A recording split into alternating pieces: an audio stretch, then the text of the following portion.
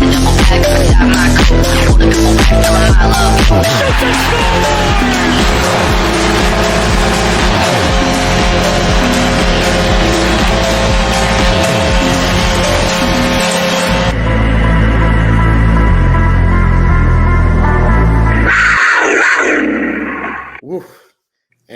thank you, everyone, for coming back for another episode of Panthers versus the World.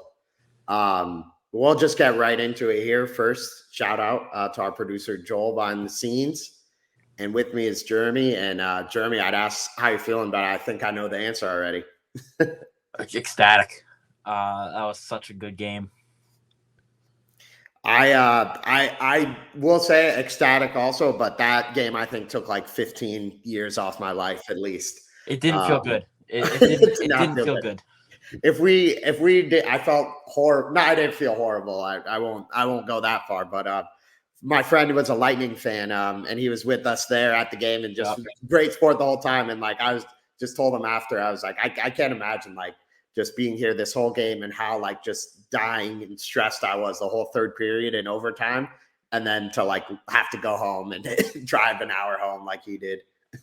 It you know, I traveled with two Lightning fans with me, so I did the same thing. I had to sit next to them. It didn't go too well. They weren't exactly thrilled about the result, and it was quite hard to sit next to them throughout the entire game, considering what was going on, especially in the first period. But I mean that was such a tremendous game. It really did take a lot of years off of me, but that was a great game to go to. The atmosphere, let me just say, the atmosphere was the best I've ever seen it. That was one of the best crowds I think I've ever seen. That it was phenomenal. The place was awesome. The team was honestly pretty good. The team was pretty good. We'll get that into that later, but I mean that was such a good game to go to. It was so good. Yeah. I mean, that was really honestly one of like the best pure playoff games that I've been to. Like just the quality of hockey, the intensity, just on all levels, defensively, offensively, goaltending. The atmosphere, like you said, was absolutely incredible. Like the only thing that I would say is just it was so tense in there, like at times, and you could feel like the nerves of the crowd. Like I'm sure you could see that too. Yeah, there was quite a few times where and I was even thinking about midway through the. I'm not sure. I think it was the third period. I think it was midway through the third period where the Lightning had a couple chances. And after they had a couple chances, the crowd started not getting into it, and it kind of silenced the crowd a little bit with them having chances, tie game, close game. It was very tense in there, and there was a few times where the crowd had to get riled back up with, let's go Panthers chants and everything to go ahead and get it back going. Which I mean, it did help a little bit, but there was a lot of times where that crowd got really silent because Tampa did put the pressure on a lot. Honestly, full credit to Tampa. Like after that first period. I mean, I don't know what I was thinking, but yeah, they were out of it, and then they just respond. I mean, like they just did in game 1 too. Like they're never out of it. Like as far as this series is going to go, like you cannot count them out, and especially when they have a goaltender like Vasilevsky in net, who was absolutely incredible, and just gets completely overshadowed because Bob goes toe to toe for him. And makes just highlight reel save after highlight reel save in that game. Yeah, that was amazing and just consistent. But Bob just had some of the best saves like I've ever seen in at a game and in playoffs hockey in general. I mean, I think we'll get into a certain thing that Bob did at some point later on the podcast. However, I think they've already called it that. Listen, I already gotta get the shirt. I gotta get that shirt. That was, that's a crazy thing to get. But like I said, we'll get into that a little bit later on. But I thought the goaltending matchup was. Everyone was saying, Vasilevsky. However, Bob, after what he did last year, I think I almost feel like this was bound to happen eventually. We were going to get a goalie duel, and we did get it in the first game. And we got even more of it in the second game. At first, Vasilevsky looked a little bit off. He looked a little bit shaky to open up the start, and even after he looked shaky, he was still finding his groove. We really put the pressure on in that first period. We were owning them. At one point, it was 13 shots to 1. We had the complete pressure on them, and Vazzy stood tall. He only allowed 2 goals, and to give his credit, there could have easily been 4 or 5 goals happen in that first period. There was so much pressure put on them. And also credits to the Tampa Bay Lightning defense, because even though they did allow 13 shots and a lot of chances off of Vaz, they allowed tangle ups to happen to go ahead and make sure that they couldn't get those open and juicy rebounds right in front of the paint. So, I mean, great credit to the Tampa Bay Lightning and Vasilevsky, because they both of them played phenomenal. And Bob was just Bob. He was playing so good last night. It was just incredible. Like a thing I'll give major credit to the Lightning, and maybe it's just because it's game 2 and game 1 of the playoffs in every series is honestly, it's so much different. And especially in the first round, just because everyone's so jacked up.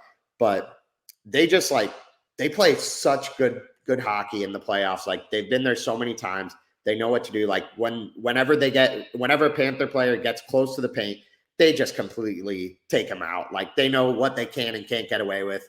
Just cross-check them right into the back, like down to the ice. And the referees aren't going to call it at this time of year. Yeah. And I love that they do it. And honestly, like, I think that's part of what the Panthers finally understood and learned last year. Like, that it's not the same game. And like every team I feel like goes through this. Like, I'm sure if you go back to before Tampa started consistently going deeper and deeper in the playoffs, like, they didn't know, and you just have to learn the hard way. Like, you have to play teams that are better than you. They're going to beat the absolute blank out of you, and they're going to make you earn every inch of ice. And if you want to get close to the net where you got to score, it's going to be hard to do. And the Panthers on the other side of the ice are doing the exact same thing. And that's why, to me, that game was one of the best playoff games that I've watched. Yeah, I think everything that was happening in front of the net, there were so many times Tampa also had a lot of chances that were right in front of the net. And Bob was actually, I think the difference between Tampa and Florida, when there were chances in front of the net, Vasilevsky couldn't get to it, and Tampa was able to just crowd them. They were able to almost build a wall in front of Vasilevsky to make sure nothing could happen in front of him.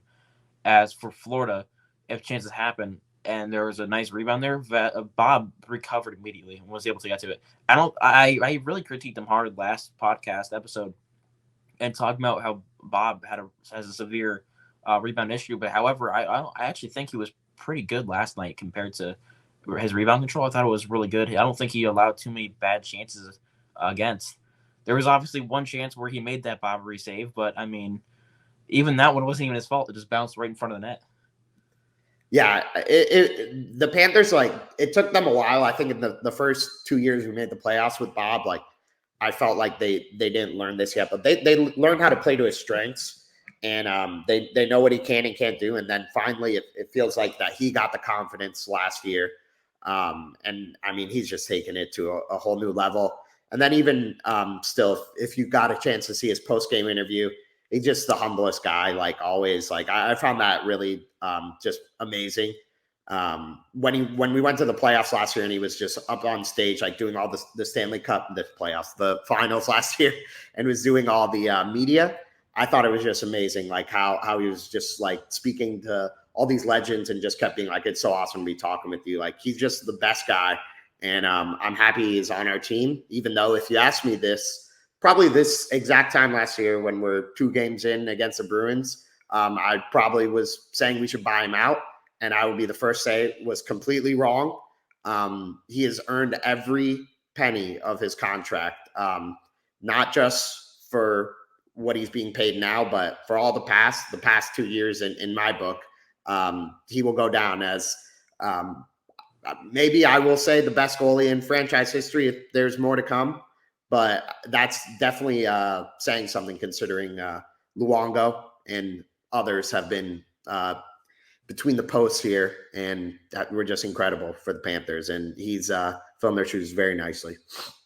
I won't say – I don't think I can necessarily say he was the best one in franchise history just because Luongo was there, and it's really hard for me. I'm biased because I am one of the biggest Luongo supporters ever. I love that man with my life. He's got the best Twitter account of all time. He does. He does. Absolutely amazing. I wish he was still active on there as much as he used to be, but he was actually never really that active on social media. But he's got some of the best posts ever. Nonetheless, though, compared to humble beginnings from where Bob came from, when we signed him to that large contract, he had one of the worst first seasons you could have possibly had. The team wasn't doing good. He wasn't doing good. They barely made the playoffs because of COVID. They weren't even. I don't even think they were in the playoff spot when they made it. They basically just made it just because of. So, yeah. I think they were like at 2 points out, maybe 4 points out. Yeah, we were like around there, but yeah. Actually, I do remember we were in Dallas. I think we were in Dallas when we were traveling to before when everything shut down. But nonetheless, Bob was struggling. The team was struggling. They made the playoffs. Bob obviously had a little bit of a rough one in the playoffs too. They lost in 3, or they lost in 4. The next season in 2020, Bob had a little bit of a better season, but it was still rough. And there was a lot of times where he was splitting time between what's his name? I forgot his name. Yeah, I was hoping you would ask me because I can't remember either, but I will look it up. He was picked up by Kraken. I can't believe I forgot his name. It's been so long since I. Drieger, Chris Drieger. Chris Drieger. I'm embarrassed. I can't believe I just forgot Chris Drieger's name. But he split time a lot with Chris Drieger, and then when Spencer Knight was officially given the call up and he played in the NHL at the end of the season, he was at that point looking like a starter at one point.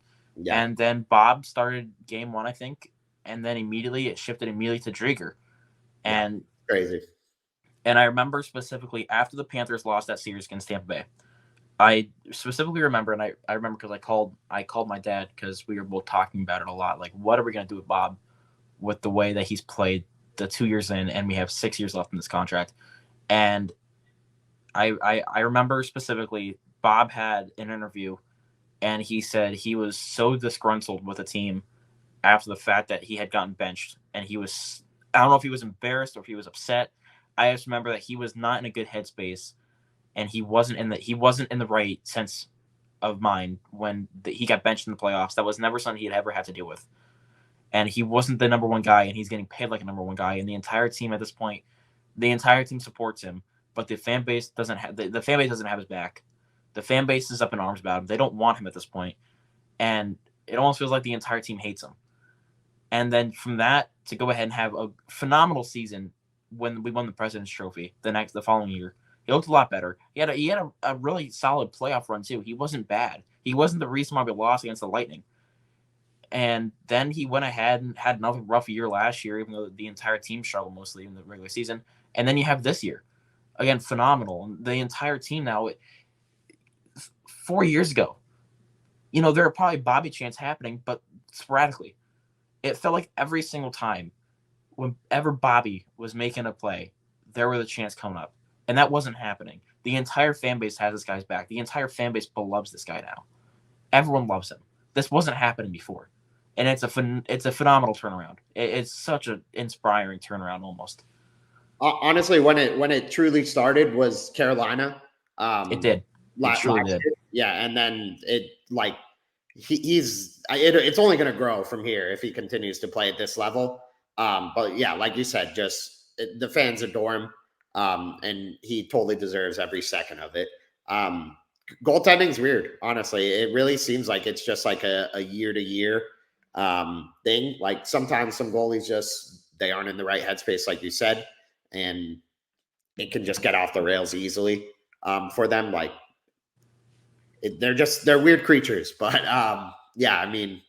It's great to have one that I feel fully confident in at the moment, and in any series we go into from here on out, I don't think we'd be at a disadvantage in net. And I know any game can be stolen from whoever we're playing. And yeah, we can now, I think, kind of try to go through the game because I don't even know if Bob was the most exciting part of the game as he.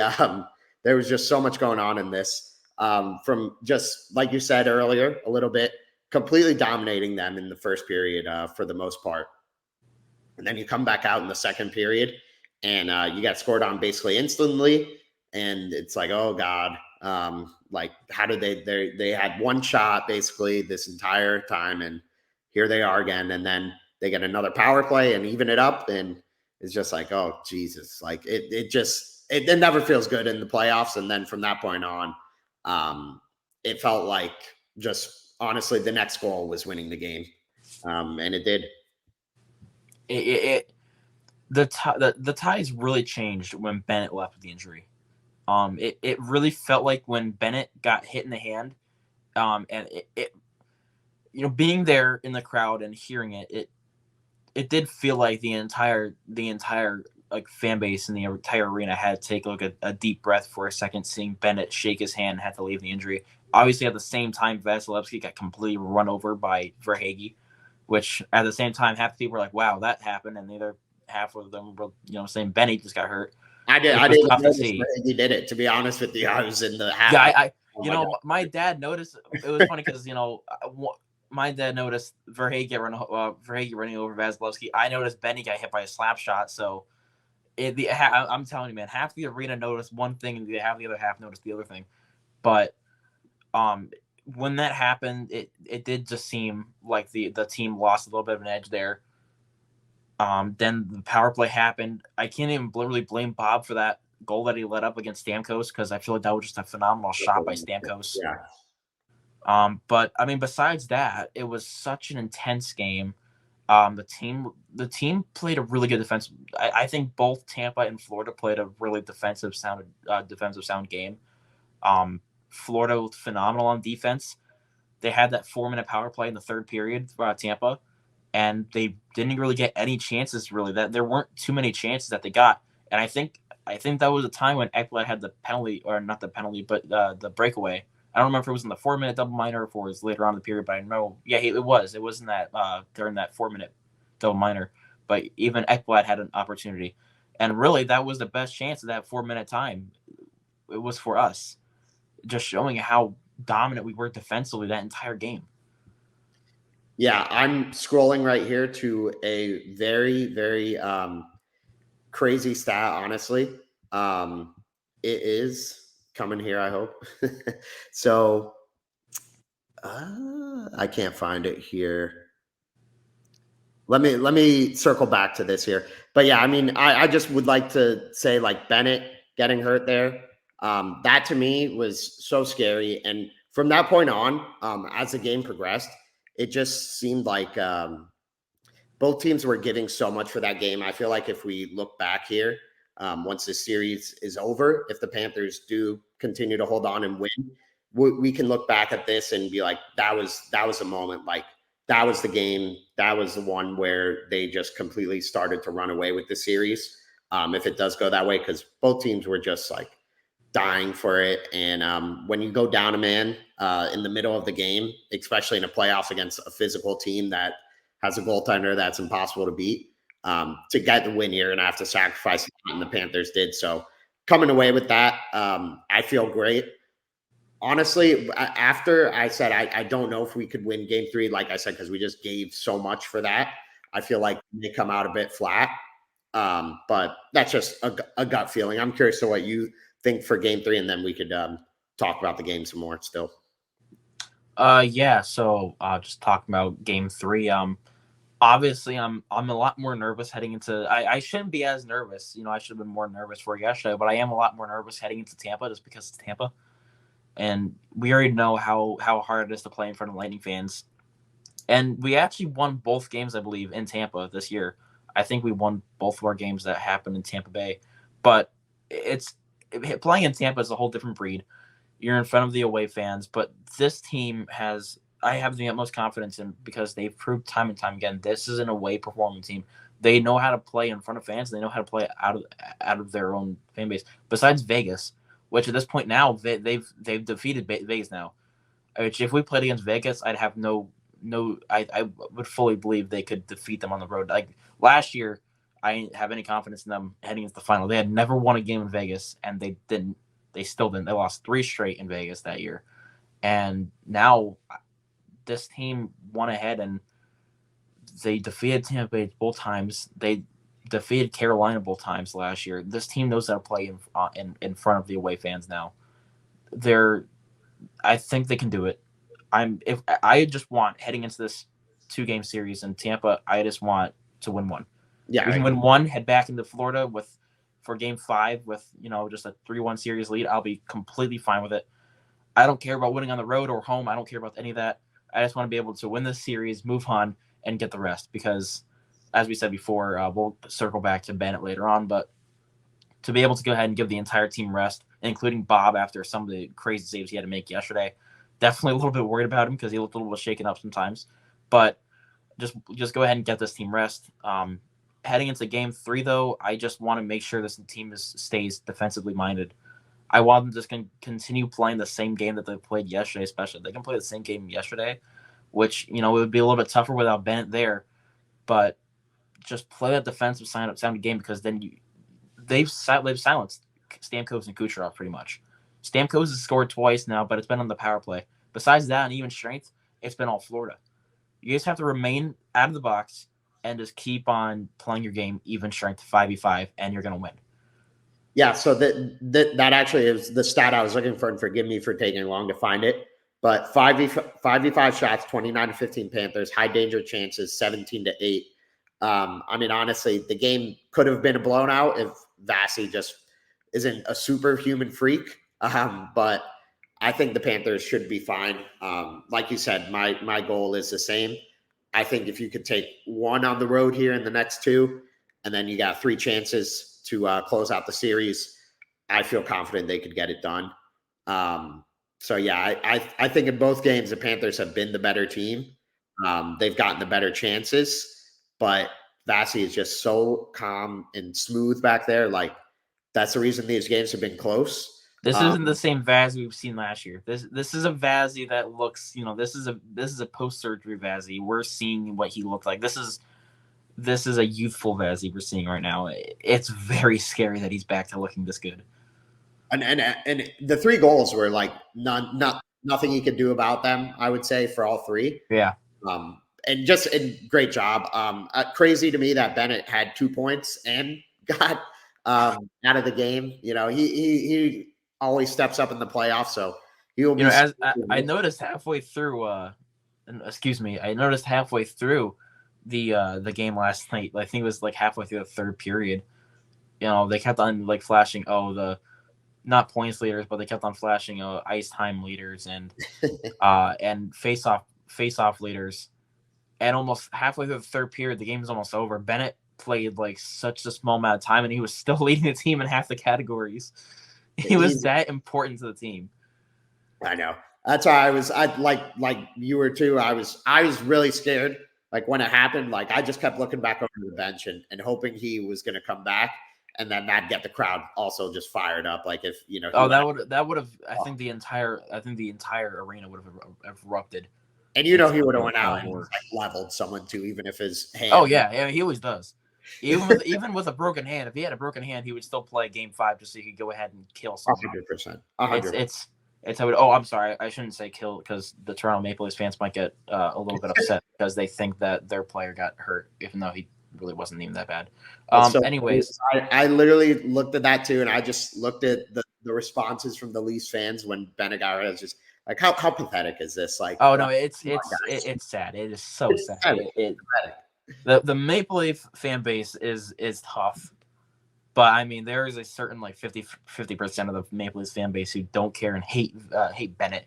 Like any fan base, there's good fans and bad fans, but yeah, I mean, the ones it's just like, come on, like they really think some fans of every fan base has these. Like, it's so rough. It is so rough. It is, but yeah.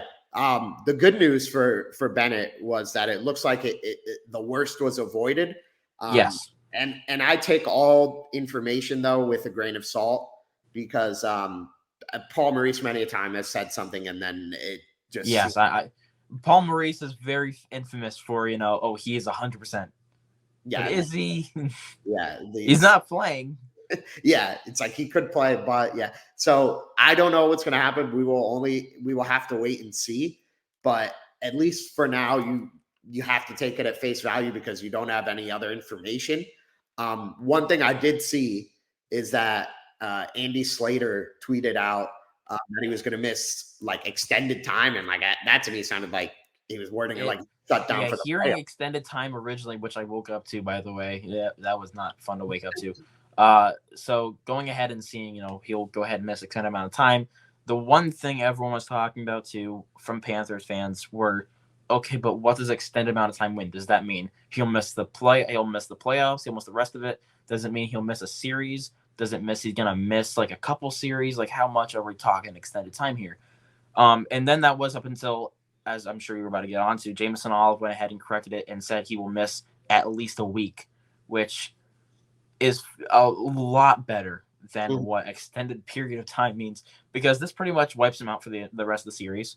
However, given the lead that we have, which is why it's so important to go ahead and finish a series as fast as possible, go ahead and get the rest that you need, because we can go ahead and get extended amount of rest. Also praying right now that this Boston and Toronto series can go ahead and go 7 games. Yeah. Just in case we do face one of them, just to give us more time to go ahead and rest, because we need it. We need a healthy Bennett on this team. But as Jameson Olive said, the full thing was out at least a week, definitely the next 2 games. Not a sinister injury, better than they expected, and he won't travel for Tampa for games 3 and 4, which wipes him out for those 2 games, as he said. So, with that being said, it's unlikely he comes back for the rest of the series, given a week. They said, Paul Maurice said that he could return after a week. So, like next, what is today? Next Wednesday. However, I doubt it, given the severity of the injury. It looked really rough. I doubt it's just a stinger. Yeah. So, I mean, I'm sure he's probably not going to be, if he does return, I'm sure he's probably not even going to be 100% healthy. Where if we do see Bennett, we might be seeing a lot of a tamer Bennett than we are used to. Or he might just be, taking a lot less shots and, more importantly, just trying to lay the body, just like almost Tkachuk was doing last year in the finals. That's funny enough. I was talking with some people, and we just like are all bettors, and we just bet together, and they were just saying, like, I think when Sam Bennett comes back, like, I'm going to take his under shots, like shots on goal. It's his left-handed shot. It was his left hand.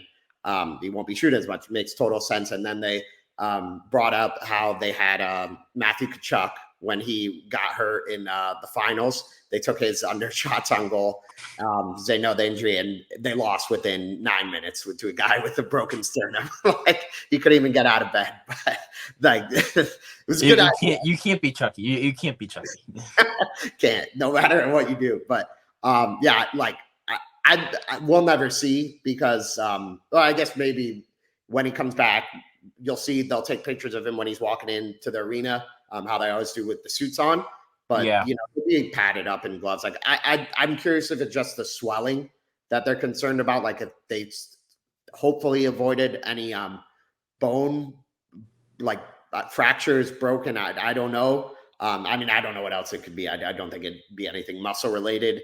But yeah, like you said, a very deep bruise. Something that, like, this is also pure speculation, but with the NHL playoffs, it always seems that something happens, and then once they're out of the playoffs or the finals are over, just like surgery required on wrist, like like so. Depending on how far we go, this could be a very long rehab for Sam Bennett. But I mean, he's tough as nails, like toughest guy, maybe on the team. There's a lot of tough dudes, so that's saying something. And I know that if he has even a 1% chance of being able to play, he will give it a go. But yeah, I wonder how effective he will be, because with hockey, and specifically Paul Maurice, like, all they said was upper body injury. Like, oh, you couldn't even say hand. Like, yeah, like, I mean, we all saw it. For years, this has always been the worst part about hockey. Someone gets hurt, and then they go ahead and they say upper body injury, lower body injury, and they're even saying, he'll most likely be able to skate. Well, I really hope he's able to skate. He didn't get hit on the ankle. He got hit in the wrist. I mean, I'm just saying, it's not really hard to tell where the injury happened. All you have to do is watch it happen live in real time to go ahead and say, hey, you know what? He's kind of shaking his hand. I kind of think what happened there was a wrist injury. Yeah. But yeah, I mean, we don't know how long he'll miss. He could, if we lose the series, I mean, we'll find out probably immediately. But to me, this almost feels like Luostarinen's injury last year. It just feels very, very shady to when that happened, to when Luostarinen obviously broke his leg against Carolina, taking a slap shot in Game 4 at the end of Game 4, I believe. That's what it kind of feels like right now. I'm hoping it's not anything like that, because Luostarinen obviously had a broken leg and he wasn't able to skate, basically.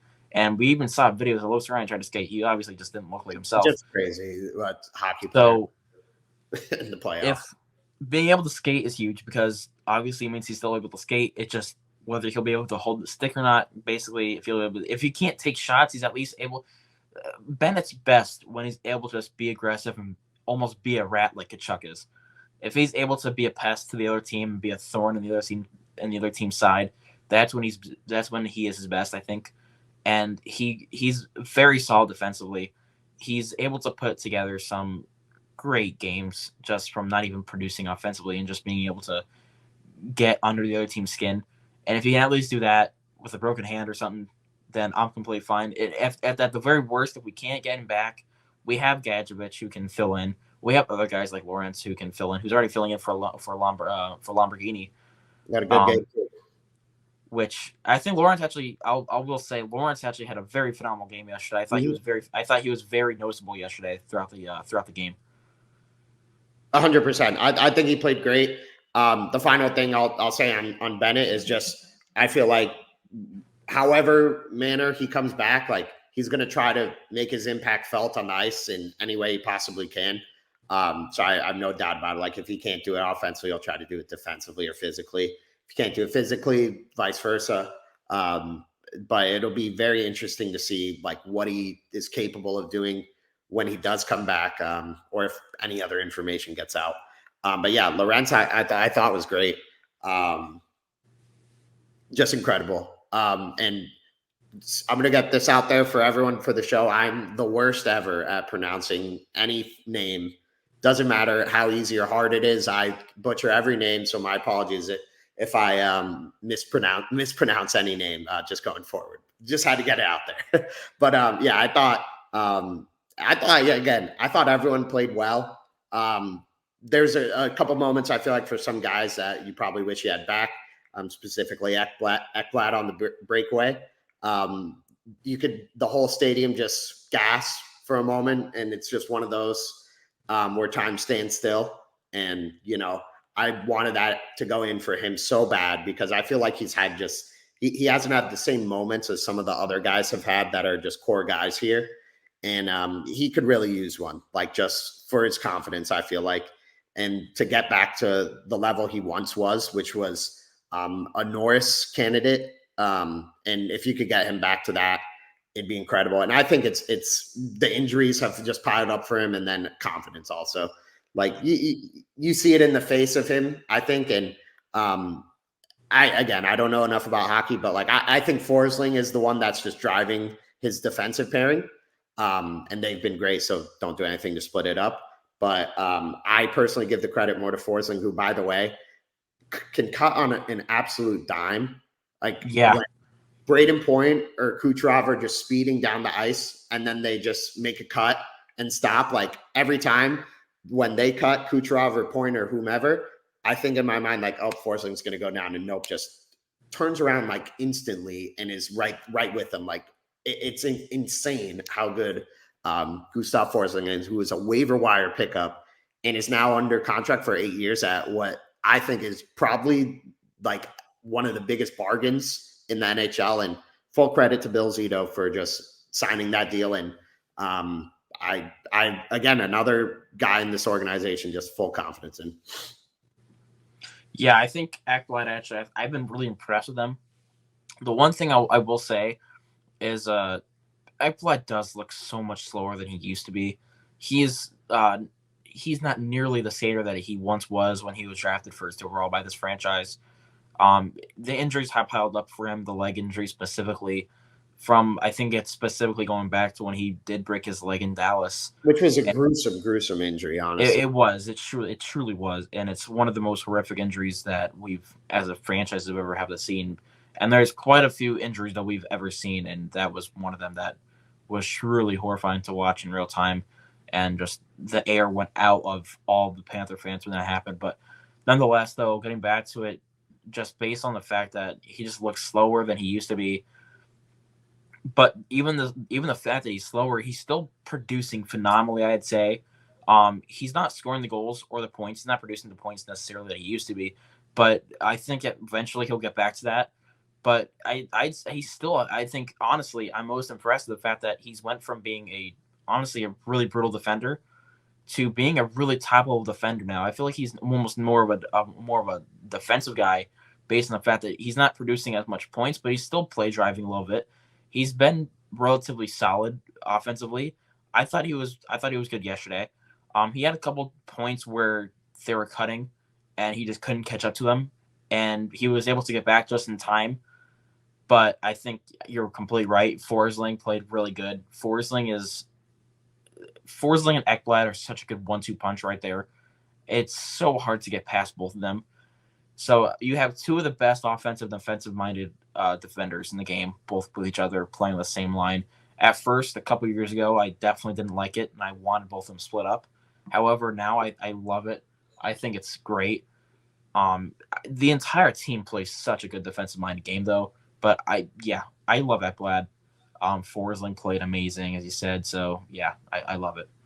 Yeah, and through 2 games, I don't think there's any single Panther you can single out as like not playing well, or not just fully committing to playing playoff style hockey and just winning and doing the little things like blocking shots, being physical. And Ekblad at certain points is even getting into with Anthony Duclair, who, like, I'm sure, like, those guys are friends, like, I'm sure, but at this time of year, if you're playing against them, like, there's no friends on the ice.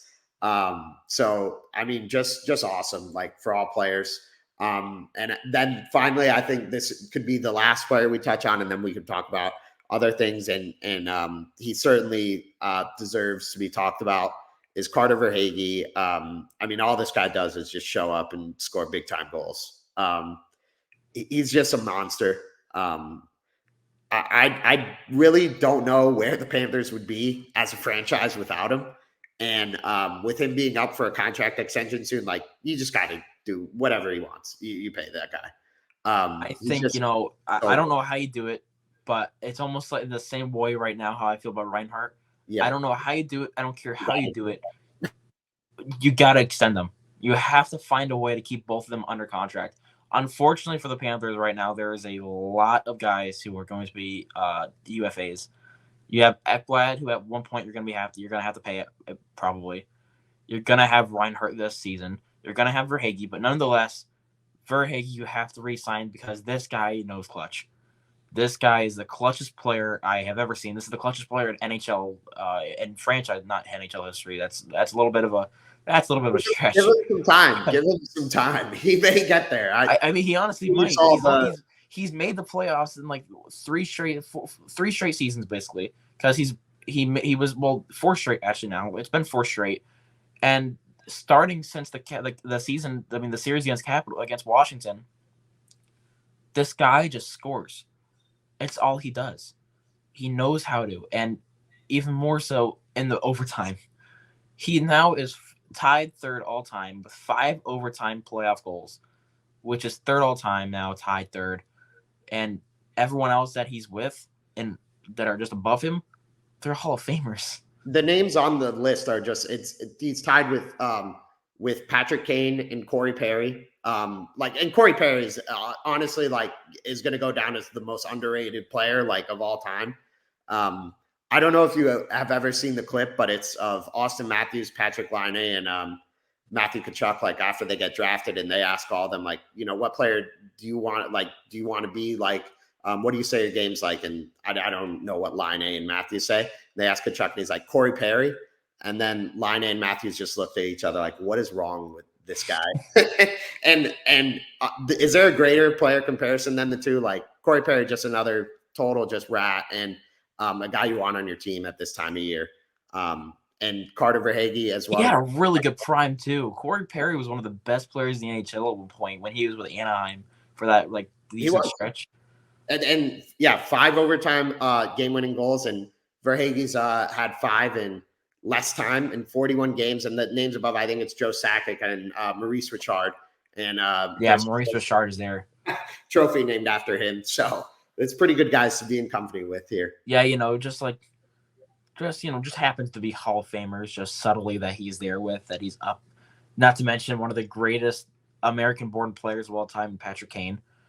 Verhaeghe has been and has proven to be he's honestly probably the clutchest player in franchise history at this point. I think he just is. Oh, for sure. He's done it time and time again. Not to mention he had that 5-point night against Washington. The only reason we really even beat Washington that series, when he had that in Game 5. This guy just knows how to show up in the bright lights. He does it again. He does it again last night.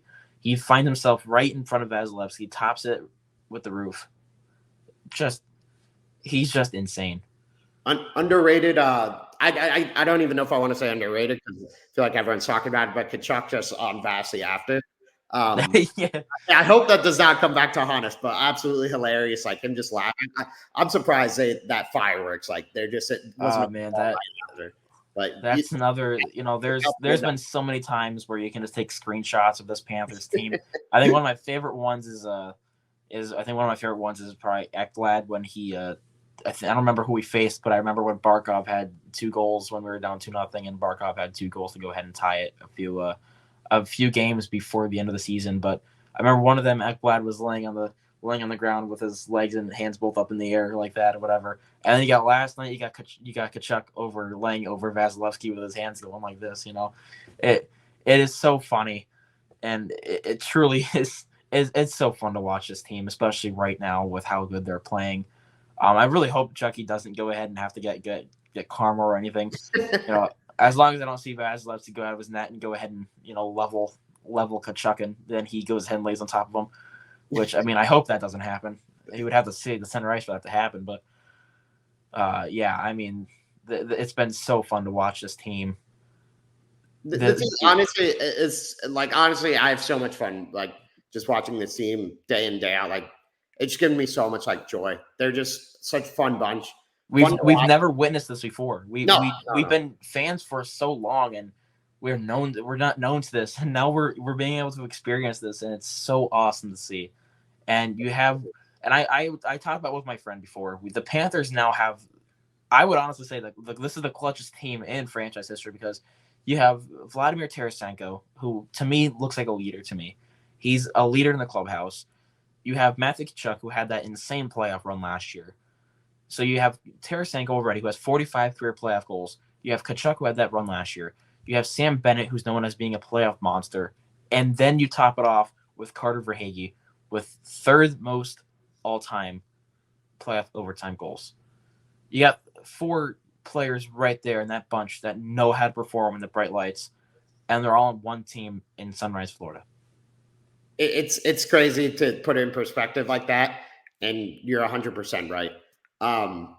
This team's just awesome. I don't know if you also got a chance to see, but just the celebration by the bench, when they score, yes. If you weren't sure if Vladimir Tarasenko was invested, just watch his celebration on that.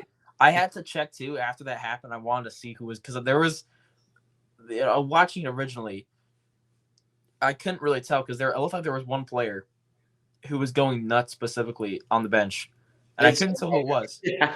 And then I saw a different angle of it, and I realized who it was. And I was like, that was Tarasenko. If there was anyone I would expect to, maybe nonchalantly get it and then maybe, walk off the ice, whatever, it was going to be Tarasenko. He was the opposite. He was thrilled.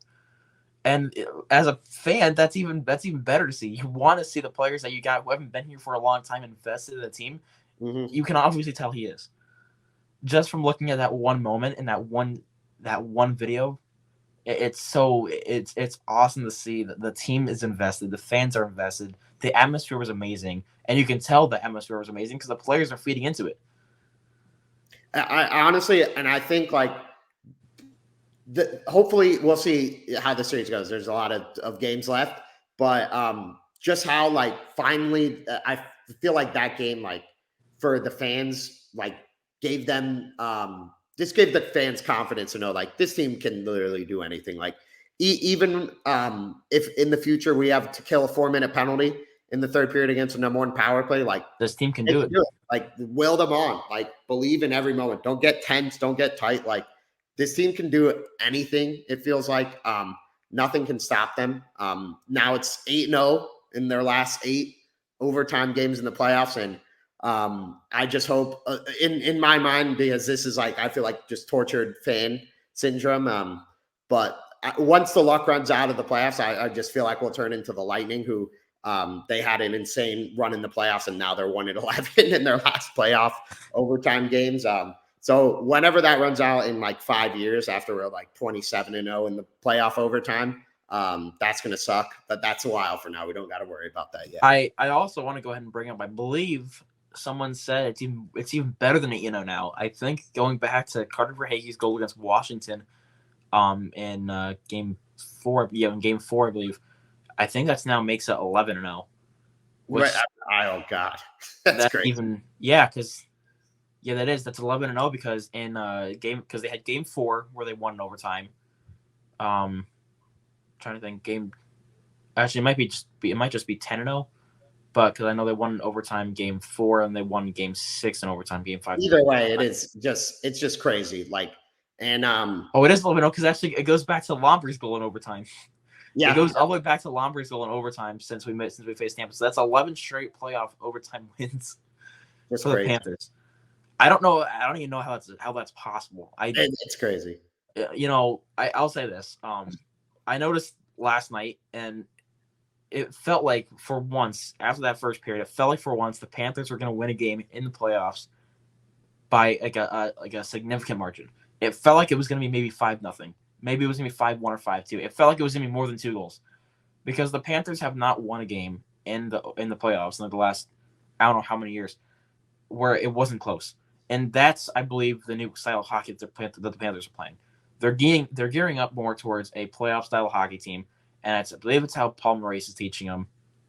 They're not playing a game to blow the team out of the water. They're playing it to keep them in the game, and more importantly, they're just playing to win, and they're not embarrassing their opponents.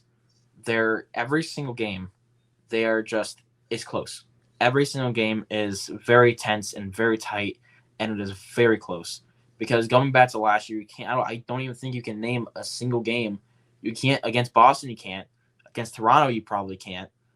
The closest maybe you can against Toronto is probably game 1, but even that was relatively close because that game was really tough against Toronto. I think that one won by 3 goals too. Maybe it was 2, but I think the most we've won by in the last 2 years in the playoffs, going back to hiring Maurice, was 2 goals. And besides that game 1 against Toronto, every game is just very close.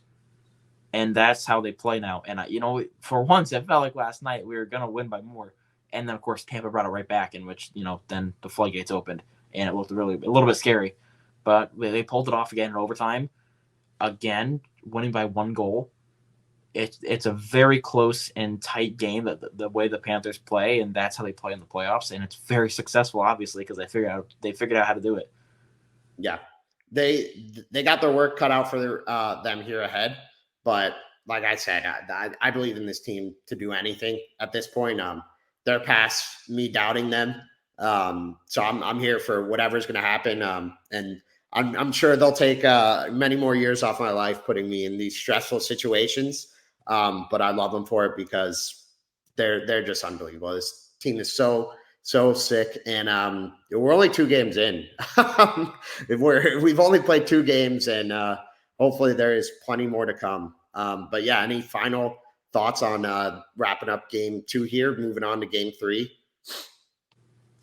Yeah, I mean, as I said before, I'm looking forward to seeing, I think most just see how the team plays tomorrow specifically. I'm very intrigued to see how the team can go ahead and can play without having having such a big gap in the lineup, missing Bennett. I want to see how the team plays. I'm very interested to see if we do roll with Bob, because I've seen a couple things saying how they should start Stolarz maybe instead of Bob to give him a little bit of rest. But I'm very intrigued to see how the team plays tomorrow and see if we can go ahead and take another one. Yeah. I didn't see that. That's interesting. I don't know. I'm of the opinion like Bob's playing every night unless something were to drastically change and he were to fall off. But Stolarz was fantastic. Also, I would have if they did decide to do it. I think it'd be an interesting choice, but I wouldn't mind. I mean, he was fantastic in the regular season, and honestly, probably deserves to get at least one playoff start for how good he played. No, sorry. He honestly could. Yeah. Honestly, I mean, he was phenomenal. So, I mean, if he did get a start, I mean, I wouldn't necessarily be mad. No. And then, I mean, this is going to be a tough game.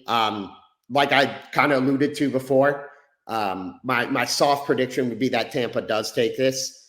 I don't know how, but if they get a lead, I feel like later in the game, I don't think they've actually led at any point in the series. They have not yet. It's throughout the two games so far, the best the Tampa Bay have gone, the Lightning have gone is being tied. Is tied 1-1. It was tied 1-1. Then they got it to 3-2 in game one, and then last night they got it to 2-2 before losing 3-2 again. Which actually I just realized it was 3-2 both games, so I didn't even realize that just now. I didn't realize. I mean, hopefully that keeps on. I mean, hey, if it can keep on being 3-2 as long as it keeps on being 3-2 Panthers. Exactly. But yeah, I think they're going to come back here in this game, and if they do get a lead, I'm interested to see how the Panthers handle it, because we haven't seen the Panthers have to go through trying to make a comeback yet, which hopefully we don't have to see. But we haven't seen them really against their backs against the wall in a game yet. So if they do go down and start losing, then that is one thing we'll definitely have to start looking out for. And also, just if they do lose tomorrow, then I just think the Panthers have to get out there, and they cannot let Tampa Bay get back in the series. They cannot let them make it 2-2, because if they take both games in Tampa, it's all of a sudden a whole different thing. And you go into 2 games in Florida, 1 in Tampa. You don't want a game 7. Yeah. So, and they know this. They know the task at hand. I'm interested to see how the lineup will look now with Bennett out. We'll probably get some. I don't know if we'll actually get lines of what it'll be tomorrow, but hopefully we do. And I'm hoping it's Gadjevich. I'm really hoping it's gonna be Gadjevich in there instead of I want to see Lawrence in there. And I'm kind of hoping we get Stenlund on the third line. I think Stenlund was he's been so impressive. So I'd like to see Stenlund get a little bit of a bump, but I'd like to go ahead and see Gadjevich get some action there, because I think he was really good too. And also we might even see Oposo, who we haven't seen much of, but we might see Oposo in there. That'd be my guess. Who we see? Just pure speculation. But I mean, he's been in the playoffs before, so. I have no doubt of his capabilities either. It's going to be another thrilling game 3. And then we'll see what happens from that point out. And we'll be recapping it again, do another preview here. This was really fun. This is a good one. Just awesome times to be a Panthers fan. I feel like you could hear the excitement in our voices. And hopefully it continues this way. I knock on wood, but I don't think we're going 16-0 all the way.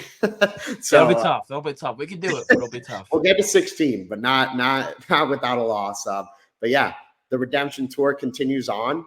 We're going up to Tampa now, and let's go Panthers. Go Cats, go.